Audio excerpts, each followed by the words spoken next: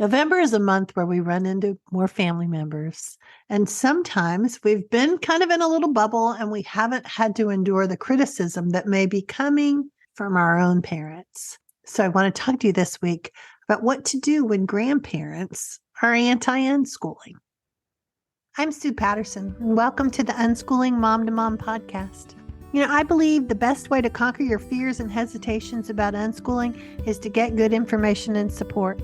That's why I offer you this short weekly podcast to share what I've seen over nearly 30 years, so you don't have to learn it all from scratch. The show notes and the blog post will have discounts for you as a podcast listener, so be sure to tap into those. So let's get to it. Sometimes a grandparent doesn't know what to do when it comes to these unschooled grandkids. What happens when their friends share all the school accolades of their grandkids? What do they brag about with their friends? What if they're sad their grandkid is, quote unquote, missing out on school fun, that they've gotten that story in their head of, I had a great time, or you as a kid had a great time, and now your kid won't have a great time. Hang on to that. So these kinds of problems are really easily solved. Parents can share more about what the kids are doing and maybe even some of the things they've learned about recently. Parents can share pictures of their kids having fun with other children, especially if the concern is, what about socialization? Happy kids in a photo always reassures grandma. Parents can talk to the grandparents to explain the advantages their child has because they're unschooled, or maybe calling it an experiential progressive approach to learning would be a better way to describe what your family has chosen to do.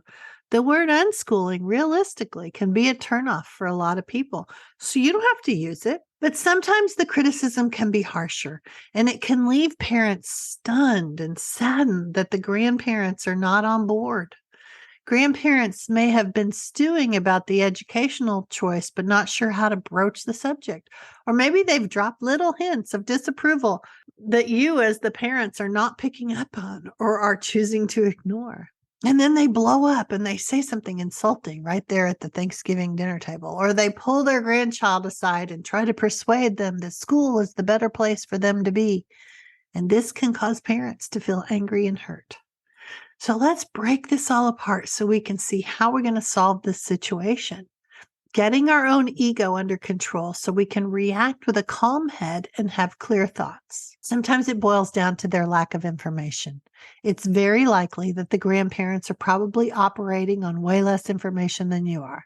They haven't been researching unschooling the way you have. Not only are they remembering schools from 20 or 30 years ago, but history and memories have a way of getting distorted. Grandparents may feel their parenting choices are being criticized.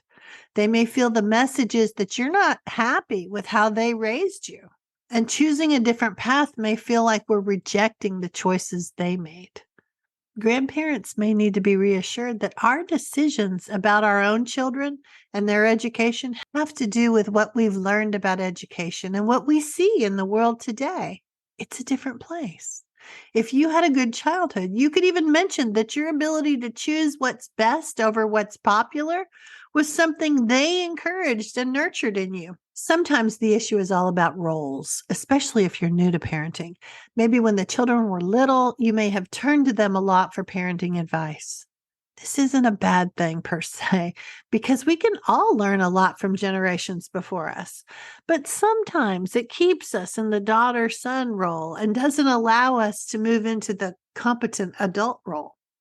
We may not even be 100% confident in the role ourselves. It's a process. So our own parents step back into what's familiar to them, being in charge. And as we all get older, roles shift and change. Learning to embrace our own ability to be the decision maker for our own family may be a new role for us. We may even send mixed messages to our older parents about our indecisiveness. So it's no wonder they might have a little trouble about how much they want to offer as help and advice. So the clearer we can get in these roles, the better. Because when we're not clear about these roles, grandparents may overstep. After all, they love us and their grandchildren. It's not unusual to want to step in and offer solutions. Leaving behind those roles can be hard for us and even harder for our own aging parents. Sometimes the issue is about people pleasing. It's a complicating factor for a lot of us when we have approval seeking traits that we've developed.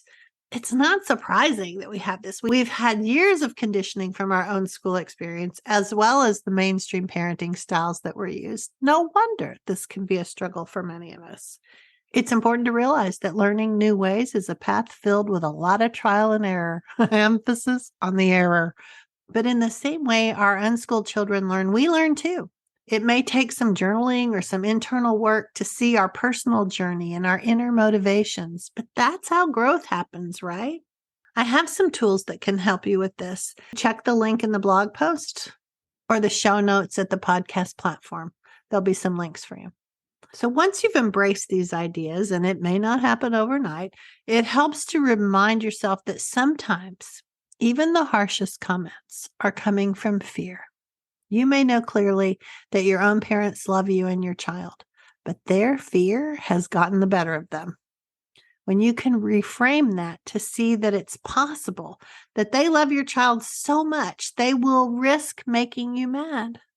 That might help you find the compassion and let go of our more ego-driven responses that can get triggered, that are like, we're the grown-up, stop treating me like a child. All of those kinds of things that we may need to shift a little bit. So what can you do? It's about taking a deep breath, regrouping, and looking where your priorities are. You may have to say something like, I'm sorry you can't get on board with this, Dad, but it's my family and it's my call. And what can they do? And they may need reassurance. My childhood was great. You guys did great. I'm doing it differently. Or this is what we're doing right now. It may change. We'll see. When it doesn't work for us anymore, school is always there available to us.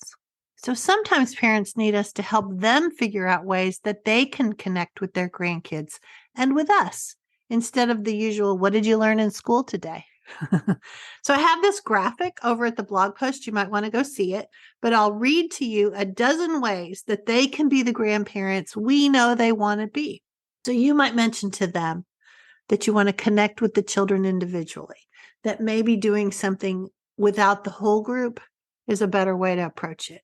Maybe your holiday gift could be that they pay for a cleaning crew to come to your house. Maybe they could share family history or help with a carpool or share a skill. You might have to identify it for them. Mom, you're really good at this, or Dad, you're really good at this. I would love it if the kids could see that. You want to try to avoid critiques and let them teach you something, because maybe that's the role they really feel good about. Show me how you make that cookie recipe. Show me how you bake that pie. What did you put in your meatloaf that made it so good, Mom? Maybe you could invite them to tell funny stories or memories about you as a child or about other family members. Think about what you wish you had time to do. Maybe that's something they can do with them. Maybe they can teach them card games. Maybe they would play a board game. Maybe they would do a big jigsaw puzzle. Maybe you could ask them to buy family passes for museums or science centers so that they can feel like, oh, good, thank goodness they're learning. And they're the ones that always buy the season passes. Maybe it's FaceTiming or Skyping if they live farther away. And you can talk to them about being the kid's favorite cheerleader. Maybe you can create a photo journal or a blog or a scrapbook, or maybe even your own private Facebook page that puts pictures up that shows them, see, we're going to do this, or look at how cute they are doing this. That can help bring the fear down a little bit for your own parents. I have a video that I did at a conference a few years ago to help grandparents figure out how to navigate this new landscape. And I'm a grandma too. And sometimes figuring out how to help our grown children be successful, nobody gave us a handbook for that either. So it will be helpful if you figure out how to help them connect more with your kids, connect more with you as you are now, not as you were as a little kid. And if you need some support, if you are not getting the support you need from your own parents, because I'm realistic, that can happen. If you're feeling alone, the Creating Confidence membership group may be exactly what you need. You don't have to stay isolated as you navigate your way through all of this with your family. Lots of families have experienced this and are happy to help you find a solution that fits. We brainstorm all the time, and it may be just time for you to get your own community of supporters. Recognizing that this path is very different for you as parents and acknowledging that it's a very different path for grandparents too. That might be really helpful. Sometimes all people really want is just to have the reality of what's going on acknowledged. All right. Everybody's situation is going to be different with their parents. My goal is to just help you figure out some of the options that maybe you haven't considered in how you want to move through all of this. You really don't have to do this by yourself. I'm Sue Patterson, and you've been listening to the Unschooling Mom2Mom Podcast. You can follow Unschooling Mom2Mom on Instagram, Facebook, Pinterest, and even YouTube.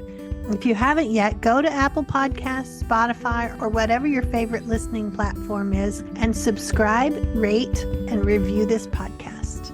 Join me next week for another Unschooling Mom2Mom pep talk. Thank you for listening. Happy unschooling and enjoy your kids.